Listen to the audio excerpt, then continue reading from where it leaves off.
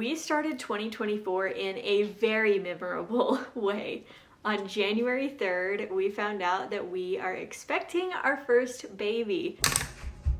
We are so excited. Today, I am officially ending the first trimester, which is a huge milestone. Since we found out about the baby, I thought that the first trimester would just drag on, but really it has flown by. That could also be due to the fact that we've had so much going on in our lives the first few months of 2024. Work has been just wildly busy for both Donnie and I.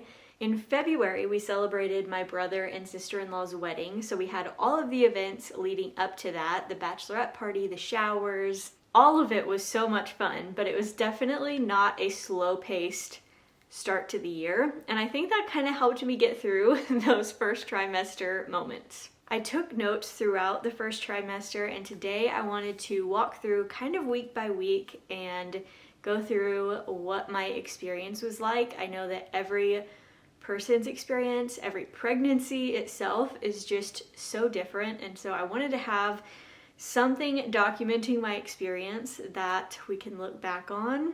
I've got my notes off to the side, so if I am looking back and forth, that's what that is. And the sun keeps moving on me, so I may have to take breaks and adjust where I'm at. But let's just jump right into week number 4. We have officially known about this baby for 1 week.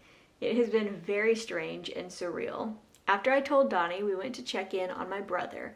He and his fiance are basically rebuilding a home, so we enjoy going by when we're in the area. It was about an hour drive, which was perfect because it gave us time to talk and process this huge information. When we got to Will and JC's house, we visited with them and Pappy, and we all ended up deciding to go to dinner together. That was so hard. For one, because I don't really like Culvers when I'm not pregnant, so it made me pretty nauseous to be there. But mainly because we had this huge, exciting news and couldn't say anything. We did choose to tell our families in the 4th week. We told both of our parents and our siblings. Donnie and I each work in family business, so we spend a lot of time with our families. Plus, we just have really incredible parents and siblings. We were so excited to tell them. We knew they would be over the moon for us, and we trusted that they would keep our secret as long as we wanted to. Plus, it really comforted me to know that we would have this group of people that were praying for us and praying for the baby in these very early weeks. As we expected, they were all so excited. It was so special getting to tell them because this baby is the first grandbaby and niece or nephew on both sides of our families. So it was just a really special moment. My biggest regret is not filming those reactions. It was really nice to be in the moment, but I have already found myself just wishing that I had those videos to look back on. As of week 4, the hardest thing at that point was trying to get a doctor's appointment. I didn't go into pregnancy with a provider in mind, which made things a lot harder. I did know that I didn't want to use the doctor that I had seen outside of pregnancy before, so I guess that was something. I did tons of research, but it is so hard to narrow down and make decisions based on just what you're reading online. I wanted so bad to just talk to somebody who had been through it, who had seen these providers and get what their experiences were like, but nobody knew about the baby at this point. In the end, I did decide to just reach out to a cousin who had just had a baby and is also very involved in the healthcare community around here. She was incredibly helpful, and because of her input, I was able to settle on a provider to try first. Dealing with healthcare is always just a total nightmare. It is what it is, but the frustration was very real. It took a lot of phone tag, but I did end up getting an appointment scheduled. The first appointment was not with the midwife I was hoping to see, but it was a start. Just in that first week of knowing about the baby, I was already starting to get some mild symptoms. My appetite definitely increased. I remember one night I ate a huge plate of pot roast and vegetables, probably double what I normally would have eaten. And after I finished the entire plate, I was still so hungry. So I ended up having another plate the same size. And that was just so wild to me. Bloating was another one. Basically, from the day I found out about the baby, I was not fitting into my pre-pregnancy jeans. They were on their last legs and I had dried them way too many times, so they didn't fit me that great to begin with. So I ended up just buying one pair of jeans to get me through and give me something that I'd be able to wear. So I have just been living in this same pair of jeans since I found out about this baby. Some nausea was definitely starting to creep in and it was mostly manageable as long as I didn't get hungry, but the increased appetite made that a little bit confusing and took a little bit to get the hang of. I also had some mild cramping throughout week 4. Nothing too concerning. I would just notice that things were happening. I don't really know how to explain it other than that. I did find that it was more noticeable in the evenings, which I guess makes sense. Another thing is that Donnie and I are both very prone to sinus and pressure headaches. During week 4, there was a big front move through our area and it hit me hard. I ended up with one of the worst migraines I had had in a really long time, and there was not much that I could take for it. Of what I could take, I was also so early in pregnancy that I was really scared to take anything. So I was trying really hard to just suffer through it, but it was unbearable. Finally, Donnie just did some research on his own and came to me and was like, I really think that you need some Tylenol and Benadryl. If any of it can just like help you fall asleep, then it would be worth it. And so finally I agreed because I was so miserable, but I only took half a dose of each because I was still just nervous. So that was kind of a miserable day in there. The last weird thing about week 4 was sleep. I was waking up at 2 a.m. on the dot every morning. I don't know why, but it was always exactly at 2 a.m. So weird. Because my sleep was so off, I was just so tired. I wrote one day, very tired today. It's 8:29 a.m. and I'm already yawning and want to nap. So that kind of sums that up. That was my week 4 experience, and this light is driving me crazy, so let me do some adjustment. Hopefully this is a little bit better. I'll have stripes from the blinds, but anyway, let's get into week number 5. In week 5, my symptoms were very similar to week 4. The main difference is with my sleep. Instead of waking up at 2 a.m. on the dot, in week 5, I started waking up at 4 a.m. on the dot. So that was a little bit better, but still so random. And that lasted for 2 or 3 weeks after that. So very weird, but very real.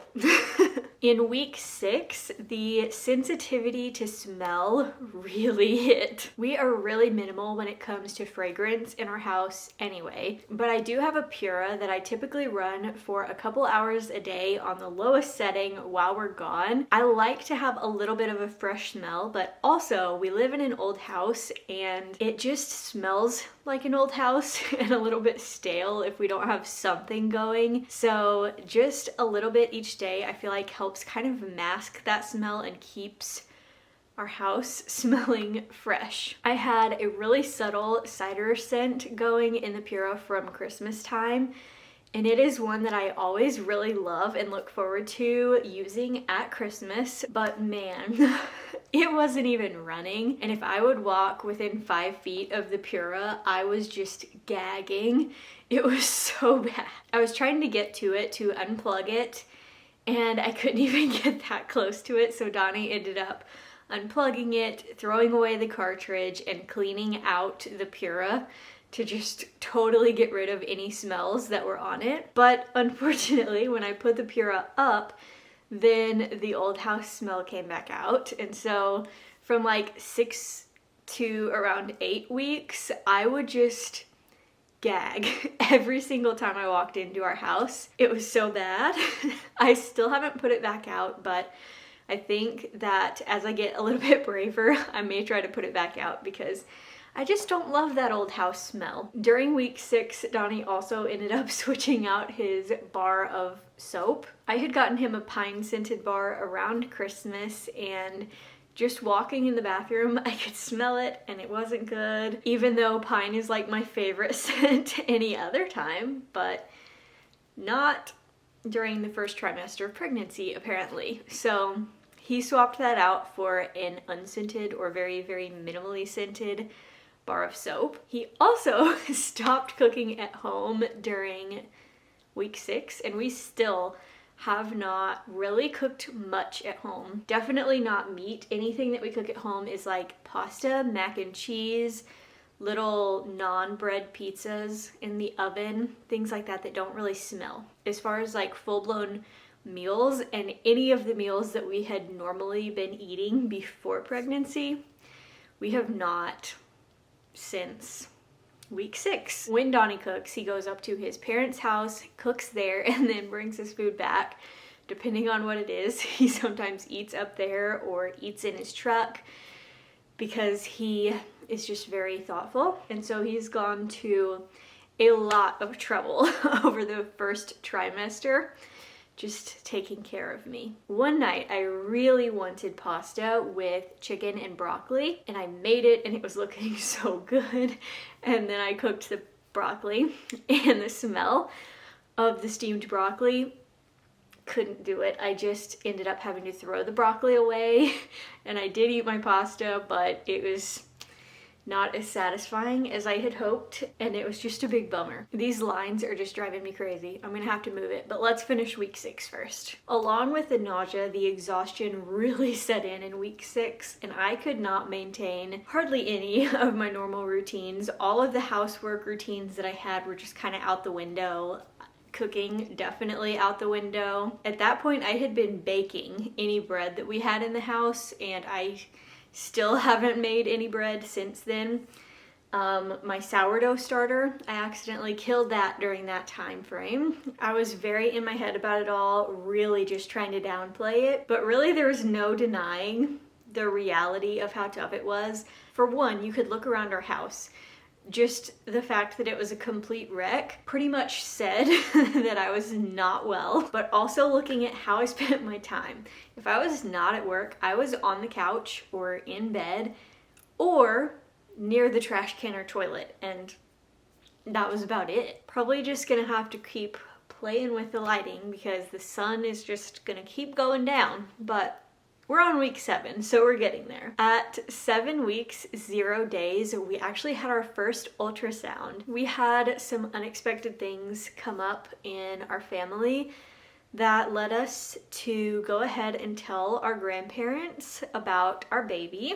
And before we told them, we really just wanted to make sure that everything was looking okay. So we made a same-day appointment for a private ultrasound, and we got a little sneak peek of our little baby, and it was so fun to see our little blueberry for the first time. My nerves were pretty shot that day, so I don't really remember tons from it, but Donnie did take a few little video clips. I didn't expect to get to hear the baby's heartbeat that early, but we did. We got to hear it, and it was such a sweet surprise. I just loved that moment.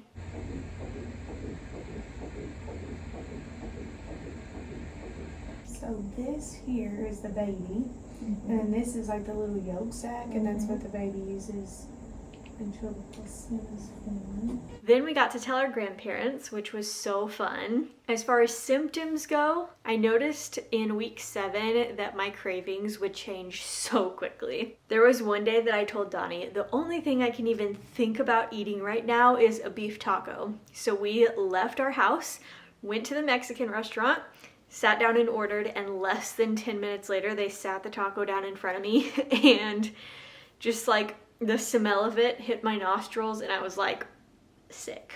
I didn't even touch the taco. Donnie moved it out of the way, put it in a to-go box so that I couldn't smell it anymore, and I just ate chips and queso, and that was it. Other than the smell triggers, my sickness somewhat regulated during week 7. I was still mildly nauseous all day, but instead of being miserable for most of the day. I would just have that mild nausea throughout the day, and it peaked around 4 to 7 p.m., somewhere in that time frame. I could always tell when it was close to 4 because I would just start feeling terrible, just completely exhausted, like zero energy at all, and sick. I would get home, lay on the couch, and just be a shell of a person. And then somewhere around 7, it would ease back up a little, and I would be able to feel not totally dead to the world for like the hour, maybe 2, before I actually went to bed for the night.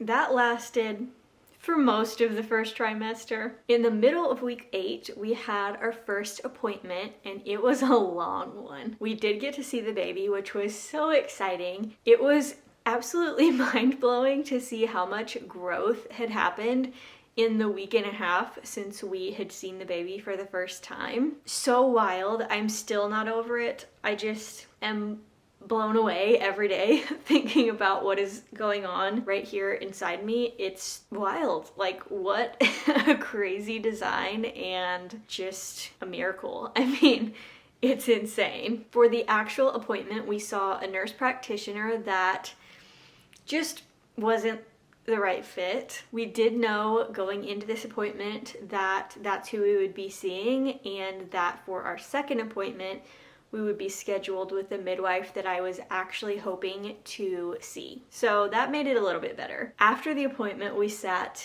in the same waiting room for over an hour waiting on lab work. When she finally called me back, we went into the office's lab, which I can only describe as a broom closet. It was so tiny and so dark, and I was like, I can hardly see my own arms. Like, how are they gonna get blood out of these, you know? And it was a struggle. She could not get anything. She tried both arms multiple times, both hands multiple times, not a drop. So after digging around for a lot longer than I wish she was, she ended up sending the lab orders to our local lab that's a lot closer to home. And I went there the next day, and they had no issues. It was a learning experience. Symptom-wise, I was feeling about the same, still exhausted all the time, sensitive to smells and tastes, and nauseous. Your girl so fine, but her breath is like.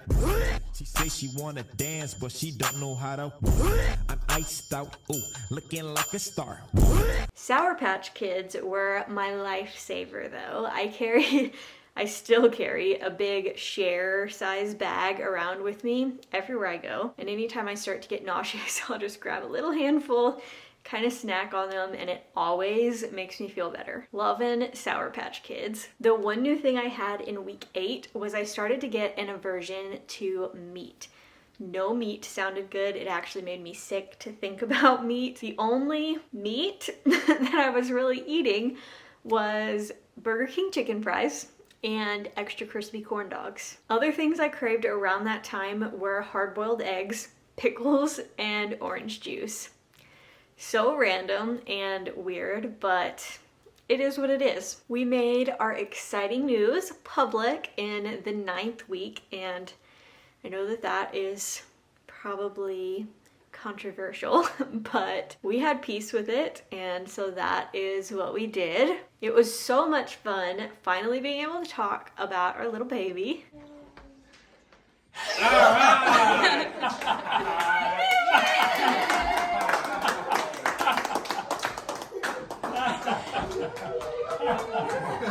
The rest of week 9 and week 10 were pretty much a blur because we were so busy at work, and it was the lead up to my brother and sister-in-law's wedding. One new thing during that time frame, though, was I struggled so much drinking water. I'm not a big water drinker to begin with, but I kind of had a mild water aversion for a while there, and anytime I would try to drink water, I was just gagging. So Propel and orange juice were pretty much my go-tos during those couple of weeks.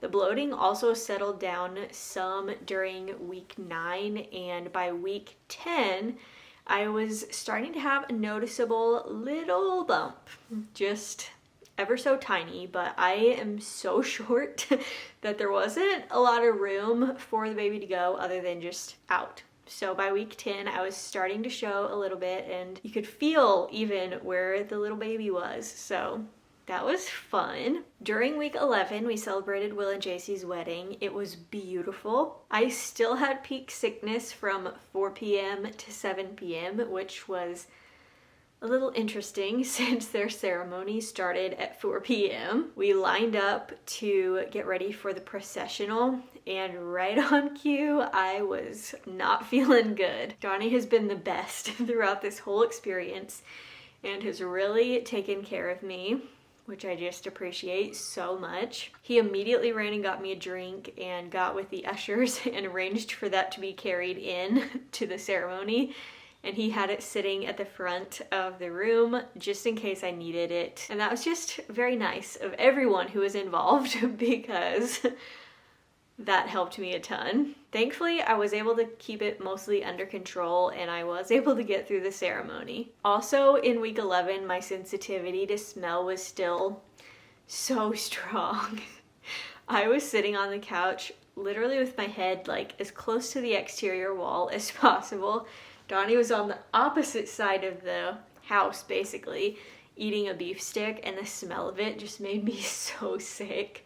Donnie just went immediately to the trash can, threw away the rest of the stick, and spit out what he was already eating, just to try and make that better for me, which is just so sweet. At the tail end of the first trimester, my nausea and gagging are definitely easing up a little bit. I still have mild nausea throughout the day and definitely still gag when different smells hit me, but I don't really have that peak time of being sick in the evenings anymore. I'm also finding that I'm gaining a little bit of energy back, which just makes me feel like a whole new person. This outfit is just really not giving the bump the credit that it deserves. So maybe when I put my pajamas on, I'll get a little clip to give you an update on the bump. It's definitely there. This is not bloat anymore. It's all baby. That's exciting. It is actually crazy that we are already wrapping up the first trimester. Overall, it wasn't pleasant, but I am so thankful that it was mostly manageable. It's definitely one of those seasons where you are just focused on surviving each day. I remember at the beginning it was so helpful learning from other people's experiences and just trying to get an idea of some things that might be coming my way. So I wanted to sit down and share my own experience. Hopefully some of this was helpful or relatable. Thanks so much for watching. We'll see you next time.